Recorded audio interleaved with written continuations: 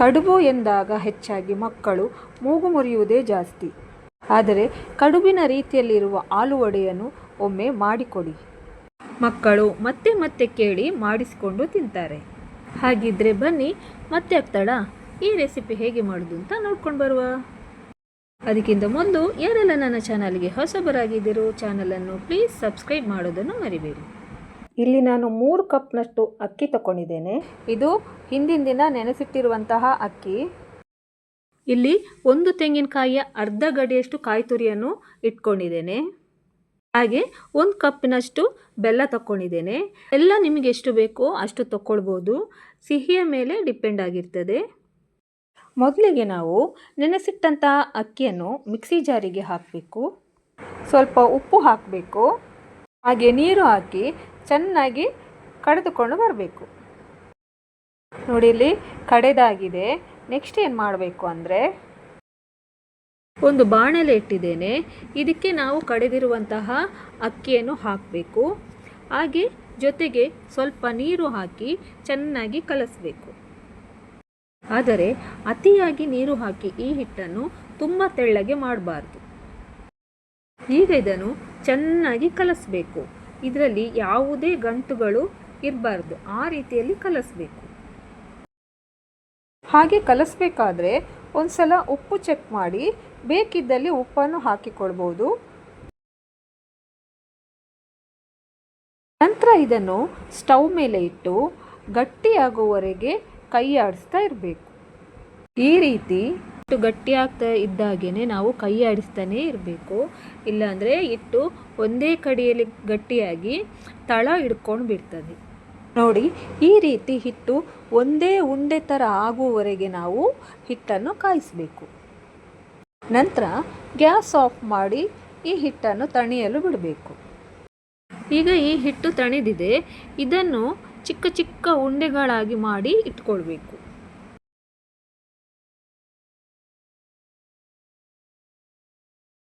ನೋಡಿ, ಈ ರೀತಿ ಚಿಕ್ಕ ಚಿಕ್ಕ ಉಂಡೆಗಳಾಗಿ ಮಾಡಿಟ್ಕೊಳ್ಬೇಕು. ಹಾಗೆ ಒಂದು ಪಾತ್ರೆಯಲ್ಲಿ 3 ಗ್ಲಾಸ್ನಷ್ಟು ನೀರು ತಗೊಂಡಿದ್ದೇನೆ. ಇದಕ್ಕೆ ನಾವು ತೆಗೆದಿಟ್ಟಂತಹ ಬೆಲ್ಲ ಹಾಕಬೇಕು.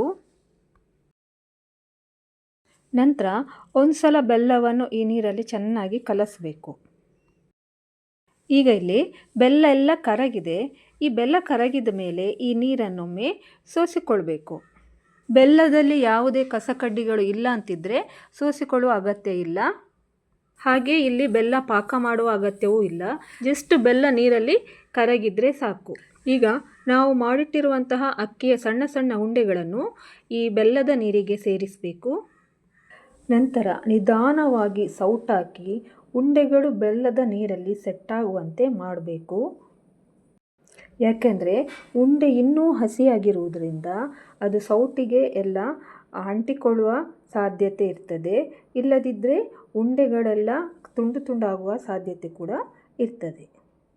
ಈಗ ನಾವು ಇದಕ್ಕೆ ಮುಚ್ಚಳ ಮುಚ್ಚಿ ಬೇಯಲಿಕ್ಕೆ ಬಿಡಬೇಕು. ಇದು ಬೇಯುವಷ್ಟರಲ್ಲಿ ಈ ಕಾಯಿ ತುರಿಯನ್ನು ನಾವು ಪೇಸ್ಟ್ ಮಾಡಿಕೊಂಡು ಬರುವ. ಈಗ ಒಮ್ಮೆ ಮುಚ್ಚಳ ತೆಗೆದು ನೋಡುವ. ಇದು ಇನ್ನೂ ಕುದಿ ಬರಲಿಕ್ಕೆ ಸ್ಟಾರ್ಟ್ ಆಗುವುದಷ್ಟೇ. ಈಗ ಒಮ್ಮೆ ನಾವು ಸೌಟ್ ಹಾಕಿ ಮತ್ತೊಮ್ಮೆ ಎಲ್ಲವನ್ನು ನಿಧಾನಕ್ಕೆ ಮಿಕ್ಸ್ ಮಾಡಬೇಕು. ಏಕೆಂದರೆ ಇಲ್ಲಾಂದರೆ ಉಂಡೆಗಳೆಲ್ಲ ತಳ ಹಿಡಿದು ಬಿಡ್ತದೆ. ಈಗ ಮತ್ತೆ ಮುಚ್ಚಳ ಮುಚ್ಚಿದ್ದೇನೆ.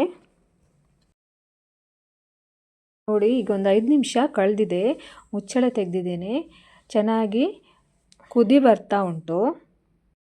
ಈಗ ಮತ್ತೆ ಸೌಟ್ ಹಾಕಿ ಮಿಕ್ಸ್ ಮಾಡಬೇಕು. ಈ ರೀತಿ ಸಣ್ಣ ಸಣ್ಣ ಉಂಡೆ ಬೇಯುವವರೆಗೆ ಕೂಡ ಆವಾಗ ನಾವು ಸೌಟ್ ಹಾಕ್ತಾನೆ ಇರಬೇಕು. ಇಲ್ಲಾಂದರೆ ತಳ ಹಿಡಿಯುವ ಚಾನ್ಸಸ್ ಇರ್ತದೆ. ಈಗ ಇಲ್ಲಿ ಉಂಡೆಗಳೆಲ್ಲ ಉದುರುದುರಾಗಿದೆ, ಅಂದರೆ ಆಲ್ಮೋಸ್ಟ್ ಬೆಂದಿದೆ ಅಂತ ಅರ್ಥ. ಈಗ ನಾವು ಮಾಡಿಟ್ಟಂತಹ ತೆಂಗಿನಕಾಯಿ ಪೇಸ್ಟನ್ನು ಹಾಕಬೇಕು. ಹಾಗೆ ಚೆನ್ನಾಗಿ ಅದನ್ನು ಮಿಕ್ಸ್ ಮಾಡಬೇಕು. ಈಗ ಇದು ಸ್ವಲ್ಪ ದಪ್ಪ ಆಗಿರೋದ್ರಿಂದ ಇದಕ್ಕೆ ನೀರು ಸೇರಿಸಿ ಸ್ವಲ್ಪ ತೆಳ್ಳಗೆ ಮಾಡ್ತಾ ಇದ್ದೇನೆ. ಇಲ್ಲಿ ನೀವು ಕನ್ಸಿಸ್ಟೆನ್ಸಿ ನೋಡಿಕೊಂಡು ನೀರು ಸೇರಿಸ್ಬೋದು.